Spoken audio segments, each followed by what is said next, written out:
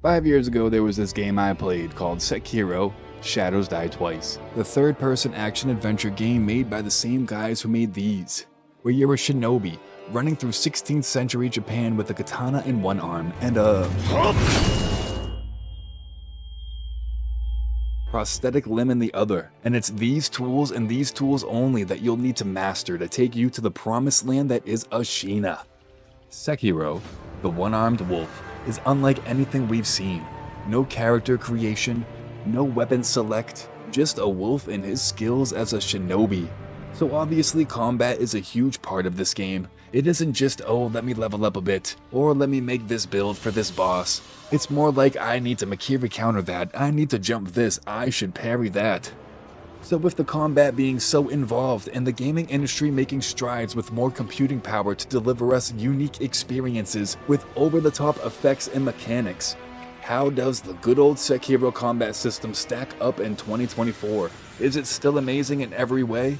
I'm playing it to find out.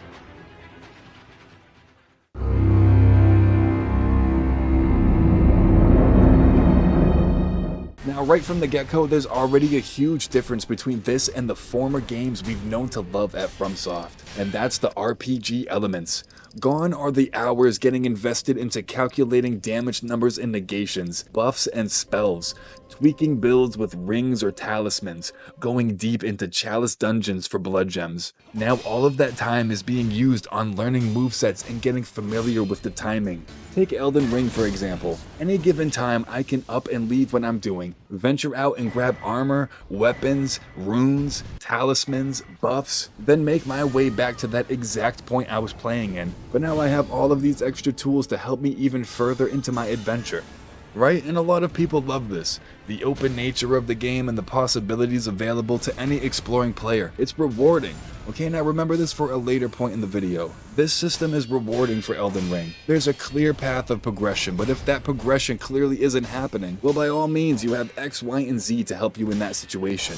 You have 1, 2, and 3 areas you can go explore with more enemies and items, armor and weapons. Now in Sekiro, let's say that you reach Genichiro and he's a wall. What opportunities does this game give you to circumvent that? There's really only a few things, and then the one which I think is the basket you should put all of your eggs in. So you have your vitality and your attack power. Those are your two main stats, and you start off with 10 vitality and 1 attack power. You gain 1 point of health for every 4 prayer beads you collect. And you collect prayer beads by defeating mini-bosses throughout the game or just finding them in obscure places. Your attack power is solely related on how many major bosses you've killed. Kind of like remembrances.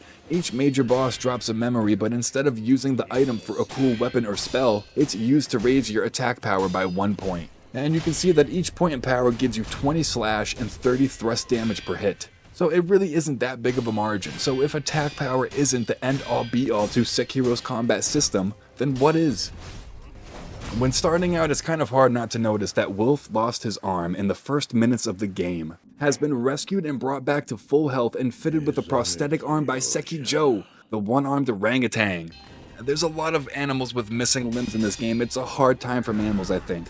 But although not able to be used right away, after progressing 5 minutes into the first level, I came across the shuriken wheel, a tool for me to present to the sculpture, which he will fit into the loaded shuriken. This is just one of many tools, and I ended up finding 10 altogether. And each tool has specific instances you can use them. They will help in certain situations. And this right here is a fun upgrade path to get into. This is a major part of the combat system as a whole. The Sabimaru does poisoning and it has major posture damage. The Umbrella will help you in many situations, including the Demon of Hatred, and also this bad boy will help as well, Malcontent. I think of these as items and spells in the Souls game.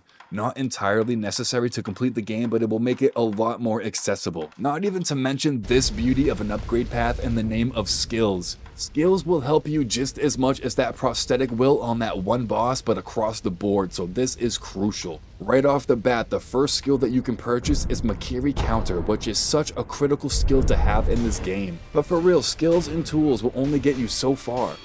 You have to consider that when a lot of enemies are going to be posture broken, you start to see that you need to learn something and learn it fast. And that is the parry system. And this is why I love Sekiro. It doesn't just say, okay, now you're going to do more damage. It doesn't just hand you various tools to use in certain situations, but delivers a mechanic embedded in its core that carries throughout the entire game and every single enemy you encounter. Learning and mastering Sekiro's parry system allows you to flow with your sword in a dance made of precisely timed parries and attacks that will leave you with a feeling of emptiness at least 1 week after completing this game for the first time. I was hooked. Now, why does this work for Sekiro? Remember how I said exploring a world to collect tools needed to progress in battle is rewarding?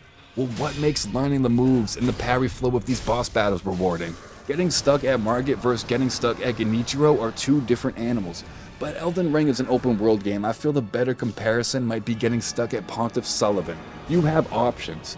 Now you can level up, actually get good, go in parry god mode, summon 2 NPCs to help you, all will get you the dub 100%. Right, and as far as leveling, getting good, and parries are concerned, all things that you can do in Sekiro, but what's different is all of that is throttled at the end of the day, so you're only going to be so strong against this boss. Gone away is the 50 or 60 vigor stat requirement when you can't beat a boss. It's either you do it with this amount of HP and power or you don't.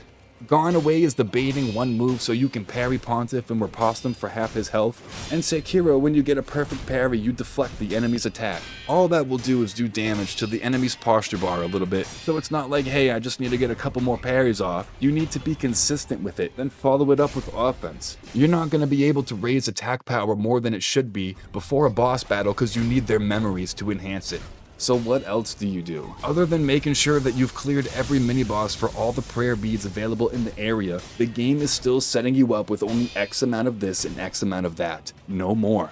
This is where a lot of people, I think, abandon the game. And this is the single mechanic in the game that I believe you either get it or you don't with the parries. And also you have different perilous attacks. Up to this point you may have been introduced to a Makiri counter here or a perilous sweep there, but now you have a fight in Genichiro. Well, he'll come out of an attack and do either. Usually one in phase 1 and the other in phase 2, but still every now and then he'll mix it up, and it gets confusing the second that you see it happening for the first time. Especially if you're just trying to get your deflects down. When I get into these moments of attacking, seeing the sparks on the sword of my opponent's parry, switching to defense, now I'm deflecting, then it's right back to the flow of things. It's great once you get into it and makes you realize what this game is all about, the sword play. For me, once I understood, okay, now I'm going to attack, he parried me, so I'm going to parry him, it starts to become like clockwork, and that's the second that you can put it on autopilot, so you can keep an eye out for the sweeps, the Makiris, the grabs. There's a whole secondary system in place, I like to think of it as, the perilous attacks. One extra layer that is the onion of combat in Sekiro. On the surface, you have your attack, block, dodge, gets you nowhere, but it holds it all together. Then you see parrying, and once you start getting deeper and peeling layers, you see the perilous. You know your skills, you see your prosthetics, your items, and altogether it really is such a gratifying experience. Having ample methods, techniques, strategies, all packed into a single adventure. I truly believe once you replace the thought of attack, dodge, and block with parry and attack as your main and only way of attacking, and use dodging for grabs and holding block for when you need to lower your posture, you're gonna find yourself naturally seeing the moves that you need to see way clearer if you're not worrying about parrying and attacking. If you listen close enough, you can hear the difference from a partial and perfect deflect. So when in battle, I have a visual and audio cue to let me know when it's time to switch to defense. It makes any encounter a look out for the special moves, and the regular old swordplay becomes the filler that carries you between a boss's special attacks.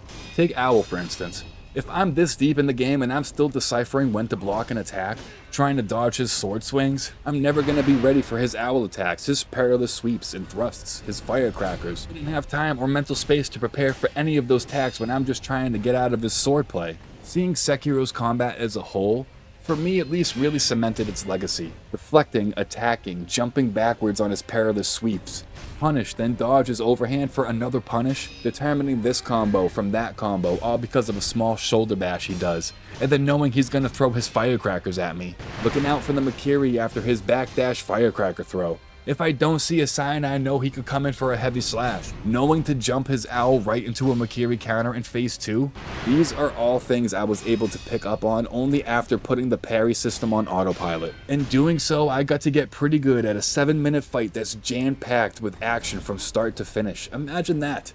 One of the toughest bosses in the game can be one of the most exciting experiences with nothing but positive memories, when I'm not worried about the swordplay but worrying about everything else. All of this works for Sekiro. The whole game is about keeping you in this tango. A big percentage of your tools at hand are geared towards one thing: keeping you inside that parry punish loop that you do. You know, it's not just the skills or shurikens, but also the sugars and rice balls. Using a sweet rice ball at the right time can almost guarantee my victory. It's amazing how much this game wants to keep me into combat. So much so that you can actually pause and determine the best item to use at that time. The different sugars, one's for extra posture, faster recovery, more posture damage, more defense. This is sometimes all you need to get over the hurdle. Rice, sweet rice balls, frozen snow. 3 tiers of items that heal over time, and when I say heal over time, it's just crazy how much HP that you can gain back while face tanking. You also have your ninjutsu skills that create blood clouds when performing a death blow. If needed, you could just run around death blowing every enemy, keeping full health doing it, then death blow a mini boss for only a 1 health bar fight. The possibilities are endless. Even the dying mechanic. When dying in combat, we have the opportunity to revive once. And with the right upgrades and circumstances, you could potentially have 1 revive for each phase of a 3-phase fight. So unless you're dying constantly to phase 1, this mechanic is all you need sometimes. Mix that with the Jesus statue and you could have 4 revives in the fight against the Sword Saint. No longer is dying the end of the fight. When Bloodborne introduced us to the rally mechanic, that was an absolute killer way to keep you more engaged in offensive battle, knowing that you have a natural defensive element baked into the fabric of the game. It was good to know. They took away the shield and gave us a gun and said, hey, try to parry. They kept you in the fray for a longer time. So right away I can see how Sekiro started production directly after the Old Hunters DLC wrapped up, because the idea of giving you tools to keep you inside of combat are deeply expanded on here. Expanded and refined to be systematically uniform at the same time. Deflect, counter, revive if needed. That's all you need. But also use a fistful of ash, divine confetti, and all of your tools fitted by the sculptor. That's your extra boost, like a summon. Listen, I'm going to skim over this and move past it as fast as possible, but I feel something needed to be said about it. So you might have noticed how FromSoft decided to leave out one major part of their normal formula. And for me, I couldn't see any way the combat in Sekiro allowed for multiplayer for one real reason. I already thought a lot of these fights were action-packed to begin with, and adding another player would just mess with the formula the devs curated for this experience. I could see a lot of the tools not even being needed, skills not being upgraded when you have this parry punish system being interrupted by a summon. I only see about 15 to 30 seconds of either you or your summon hitting Ishin from the back. Now you totally skip the whole breaking of his posture. That feeling of accomplishment would dissolve into thin air. For me, I personally think it's brilliant to not include multiplayer. As much as I think Dark Souls is meant to play one-on-one, I know this is supposed to be one-on-one. So this even more forces the player to clash with these bosses alone, further pushing you into each of the mechanics I stated so you really are a bag of tricks by the end of the game. Alright, that's it, I said it, I'm moving on.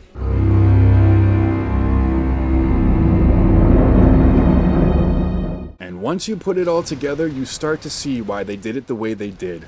Combining sugars with prosthetic tools, on top of your skills in the game with this tree and out of the game as a player by deflecting, using your pellets, your rice balls, your Jesus statues. This is how the combat never gets stale for me, and I have every encounter to thank for it. Right away from your first ever mini-boss up until the midpoint of the game, each battle prepares you with something new to add to your arsenal. You stumble upon the shuriken wheel. It tells you about how this wheel can be fitted into a prosthetic.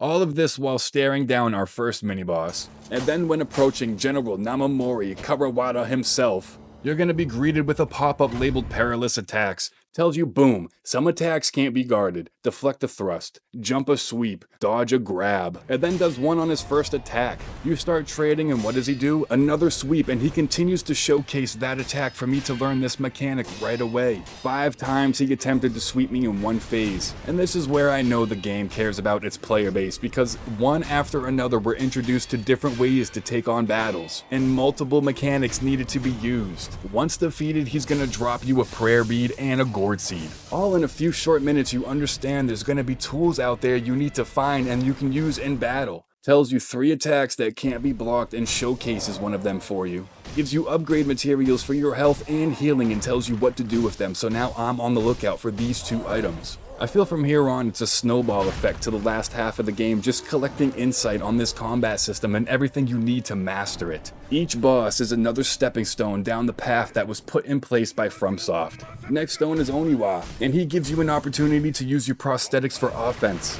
By the time you get to Oniwa, it's not too hard to stumble across Robert's firecrackers, fit them, and use them. In the description it reads, "It makes a deafening sound, frightening to animals." Well, look at this. Oniwa is on a horse. Using the firecrackers in this fight gives the player a huge advantage, as you can get major damage in, as the horse is so scared of the sparks. If you had them, you should have already used them on the blazing bull.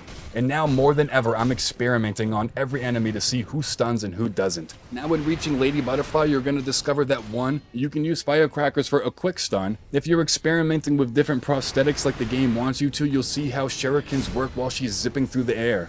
She shows you a perilous sweep that you know how to avoid by now. And as far as her second phase ghosts, right before you enter the battle, you got this guy here who drops a bomb on you. Without a snap seed, you cannot overcome that illusion technique. Because yes, when you read the description of the snap seed, it will say it will break illusions, but chances are it looked like this when you were picking them up for the first time. Here's where it got a little tricky for me, is that now when you reach Genichiro, you'll see how the firecrackers won't do the job. Snap seeds won't work. You've got no tool or item that are going to change this fight for you, and the game isn't telling you what you should use. And here's the point in the game where if you haven't gotten the deflect system down, you're not going to be able to see the next lesson, which is lightning reversal. You need to make it to phase 3 so you can see his lightning, reverse it, and now you're ready for when it comes into play again later in the game. But if you're not deflecting, you're blocking, getting your posture blown out, getting hit by his perilous thrust and sweeps, it's a nightmare. This is where you put it all together. You have your main line, deflect and attack to apply pressure on the posture bar. You have your secondary wave and the perilous attacks that can all be countered for either health or posture damage. All of the items and tools used to buff yourself, stun enemies, and heal up to keep you locked into the battle longer. Now when you reach the ape, you think to use firecrackers. You may even experiment and see how much oil and fire demolish him. You're like, I wonder if Corrupted Monk is affected by snap seeds. You're able to deflect efficiently enough to learn every perilous, so by the time that you reach True Monk,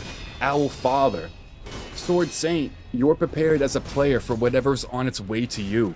This game encourages you to try different things. Use this, use that. Puppeteer, I know, was so helpful in a few mini-boss fights throughout the run, it's insane. And seriously, once you get to the point of L1 and R1 is all you need, every item and tool becomes less needed and more of a style thing. It's amazing how this game can give you a 4-minute fight that's packed with deflects, attacks, punishing the perilous from beginning to end with not much downtime between anything, and it's not overwhelming. I wish I could experience this game for the first time all over again. I believe this combat to be the hardest that we've seen at FromSoft, and even though I think it might still be, even after taking a 2-year break, I was able to pick up on all of my old techniques very quickly. Even a boss like the Demon of Hatred, who is widely considered to be the opposite of a Sekiro boss, allows you to treat every stomp like a grab and side dodge every one of them, and gives you many punish windows when you use the Fire Umbrella on his Fire Slam, and a saving grace in the form of Malcontent. If saved till phase 3 is a huge breather for the player to ease the mind and get you back into the offense. Mixed with the sugars and the plethora of healing items you have, and these dogfights become much more manageable.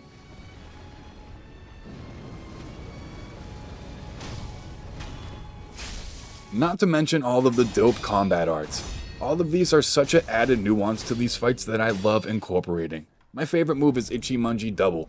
Really anyone that doesn't cost spirit emblems, but to mention one that does, the Mortal Draw will break enemies into 2. If I'm struggling and I need an extra boost, let's say on the Guardian Ape first phase, using the firecrackers to create an opening and just Mortal Draw until I'm out of emblems will sometimes help more than you think. Turns a bull in a china shop phase 1 to a 30-second button pressing simulation. Ichimonji Double does big posture damage. It's one of the most efficient moves we have. Really good bang for your buck. On top of everything, these give you just an extra push to string combos together and to maximize output to the fullest. Combat arts, though not necessary to win, I believe is a big reason I was able to get past some of these fights on my first ever playthrough.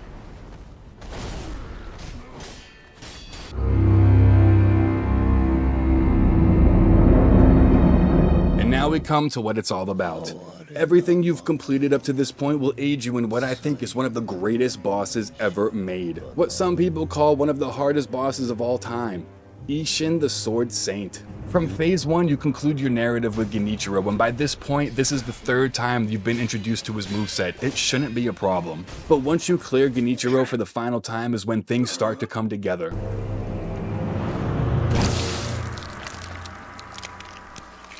When Ishin comes out, it's clear I'm in for a relentless rush of aggression. But the moment that I do get a chance to retaliate, I do. And he's hitting you with a perilous thrust. Hits you on the way out, and now he's doing those sword arts that you've learned. I have to create distance in my mind, but sometimes I can't, so this is why I have to be able to deflect. Notice that in between all of this, I'm able to just keep applying pressure to Ishin, waiting for any perilous and just keep up the pressure.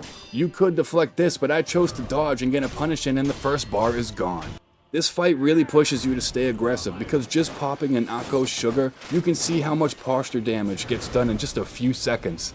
But just a simple heal will reverse your progress, so stay in there. Once phase 3 starts, it's almost like the game recognizes your achievements, and now if you could just stay calm, this is the easiest phase.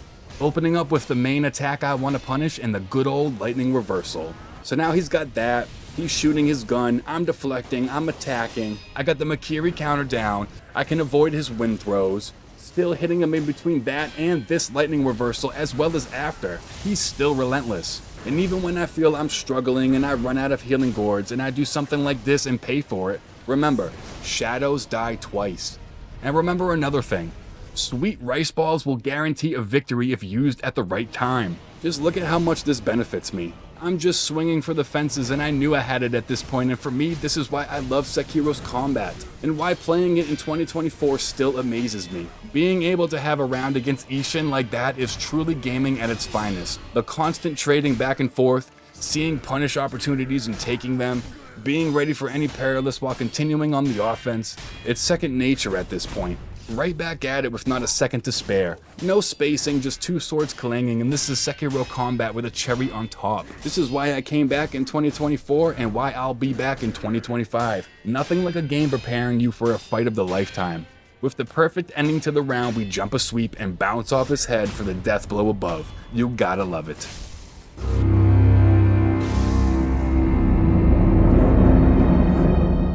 Really, after all of these years, all of these hours, the best of times, the worst of times, Sekiro, Shadows Die Twice is an immaculate display of a perfectly balanced creation, mixing difficulty with accessibility, solid foundations with innovative ideas, and being original as can be. For me, the combat holds up tremendously, and I believe will for years to come. This game is already a masterpiece without even taking into consideration the story and setting of the game. Going into everything would double this video. But seriously, how you're able to have a 7 and 8 minute fight, even sometimes more, feel fair and balanced, while also being demanding on so many aspects is baffling sometimes. I strongly encourage anybody who hasn't played this game to give it a try, whether you're new to From Software, have tried it but abandoned it, or just think you might not like it. Sekiro Shadows Die Twice is a game that you should not live without playing once.